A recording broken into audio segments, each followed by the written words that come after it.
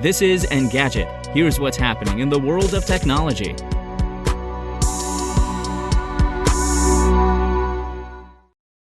Today is December 15th. In November, as an example of his commitment to free speech, Elon Musk promised that he wouldn't ban an account that tracked his private jet despite claiming it was a direct personal safety risk. Today, that account was suspended, then restored, then suspended again. It's not yet clear what the future holds for @Elonjet, but its fate is probably tied to a new set of rules from Twitter Safety about how it handles accounts sharing location information for other people. According to a series of tweets outlining the new policy, sharing the live location of another person is now prohibited unless it is related to a public engagement or event like a concert or a political event. When someone shares an individual's live location on Twitter, there is an increased risk of physical harm, the announcement reads. Moving forward, we'll remove tweets that share this information, and accounts dedicated to sharing someone else's live location will be suspended.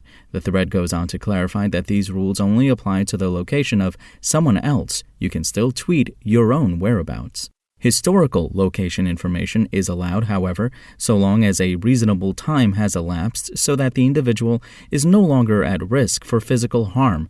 That part of the policy could leave room for an account like @Elonjet, and while the account was briefly restored this afternoon, at the time of this writing, it is once again suspended, as are the personal accounts of Jack Sweeney, the college student who runs @Elonjet. Musk has also said that legal action would be taken against Sweeney and organizations who supported harm to my family following a recent incident with a stalker and the billionaire's son. And the U.S. government just clamped down on a prominent online financial fraud. A federal grand jury and the Securities and Exchange Commission have charged 8 men with allegedly operating a stock pump-and-dump scheme on Discord and Twitter between January 2020 and April 2022. They reportedly used their social media presences, including a combined 1.5 million Twitter followers, to artificially inflate the value of stocks, only to sell their shares without disclosing their plans. They made a $114 million profit off the campaign, the Justice Department said. In addition to tweets, the group supposedly used a Discord server, Atlas Trading, to share misinformation about stocks. One participant, Daniel Knight, also co-hosted a podcast that apparently played a role in the fraud. He brought some of the others on his show and falsely portrayed them as experts, according to the SEC. All 8 are facing at least one charge of conspiracy to commit securities fraud. Edward Constantinescu, a.k.a. Constantine, Perry P.J. Matlock, John Rybarczyk, Gary Deal, Stefan Ravitin, Tom Cooperman, and Mitchell Hennessy are facing additional charges that revolve around securities fraud and, in Constantinescu's case, unlawful monetary transactions. The SEC has further charged Knight with aiding and abetting the scheme.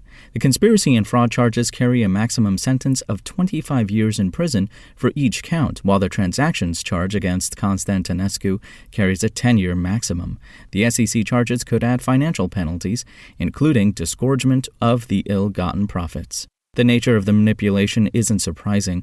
The meme stock saga on Reddit showed that online communities can influence share prices in the right circumstances. However, the charges suggest a trend. Fraudsters now see social media as a viable way to fool many investors with relatively little effort.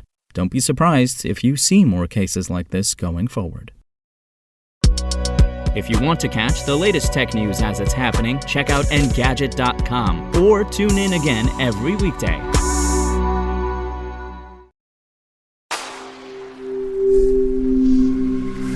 Spoken Layer.